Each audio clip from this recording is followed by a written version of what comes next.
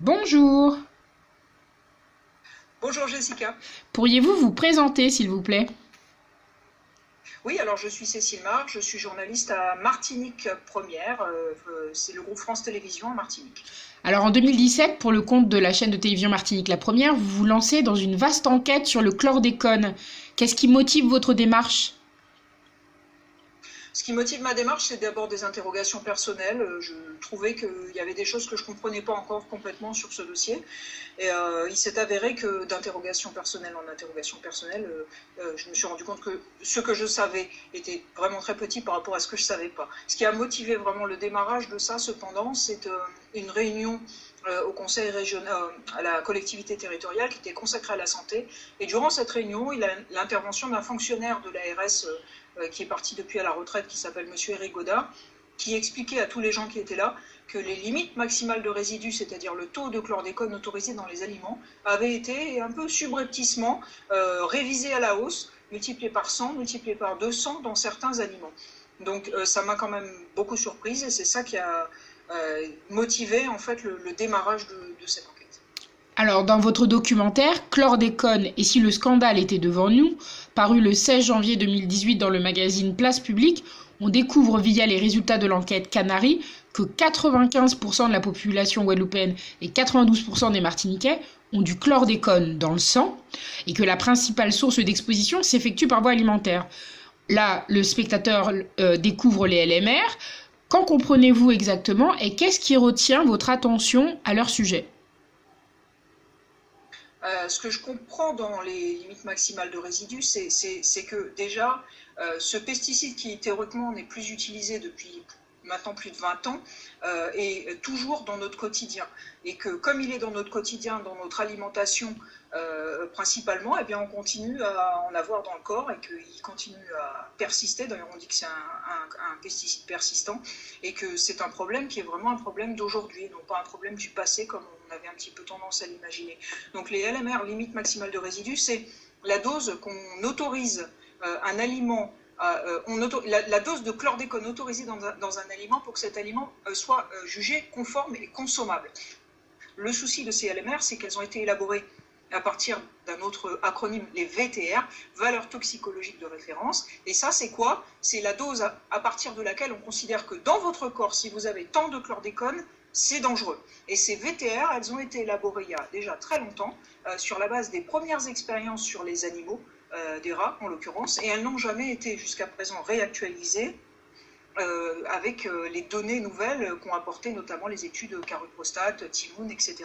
Donc ce sont des limites maximales de résidus élaborées sur la base de données qui sont aujourd'hui obsolètes et qui devraient théoriquement être révisées. Les VTR, je veux dire les données à partir desquelles on considère que le chlordécone est toxique, sont normalement en cours de révision au niveau de l'agence ANSES, Agence pour la sécurité alimentaire.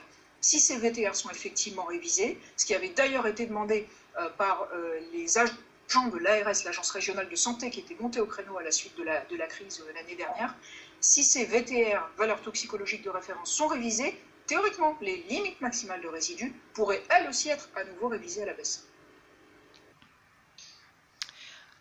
Alors si le chlordécone est partout, comment un consommateur peut-il limiter le risque d'un empoisonnement au quotidien? Que peut-on finalement mettre dans notre chariot à course, puis manger et selon quelle quantité? Alors ça, c'est toute la vraie question en fait qui est posée par la plupart des associations qui défendent le consommateur par rapport à ce problème du chlordécone, notamment l'agence martiniquaise, l'AMSES. Bon, qu'est-ce qu'on peut faire? Bon, déjà, on sait qu'il n'y a a priori pas trop de chlordécone dans les fruits, dans certains légumes. Il faut pouvoir se renseigner par rapport à là où on estime qu'il y en a le moins et consommer principalement ça. Bon, maintenant, tout le monde n'est pas végétarien, donc les gens qui veulent manger de la viande et du poisson, j'ai envie de dire qu'il n'y a pas tellement de solutions.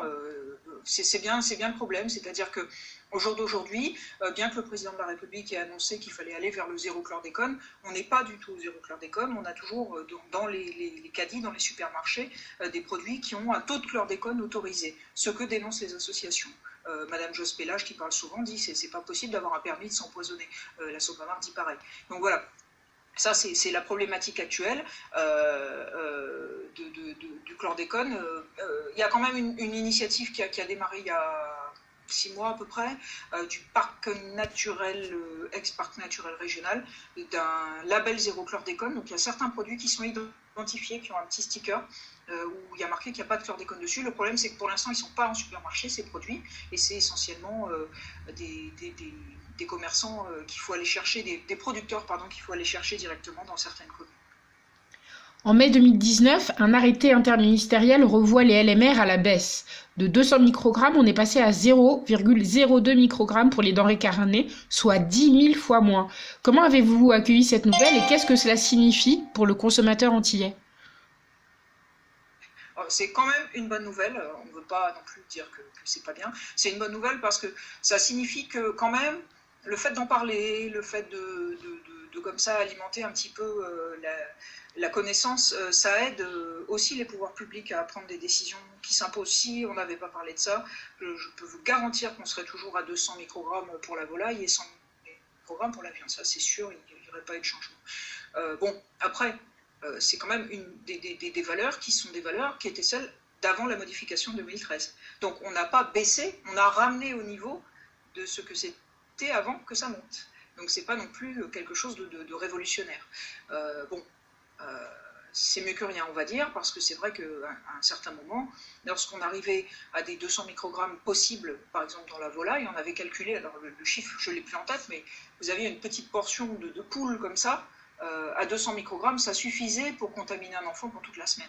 Donc là, on était vraiment dans... Et encore, quand je dis contaminer un enfant pour toute la semaine, sur la base, encore une fois, des valeurs toxicologiques de référence, c'est-à-dire de ce qu'on considère comme étant dangereux. Des valeurs toxicologiques qui pourraient être elles-mêmes révisées plus tard à la baisse.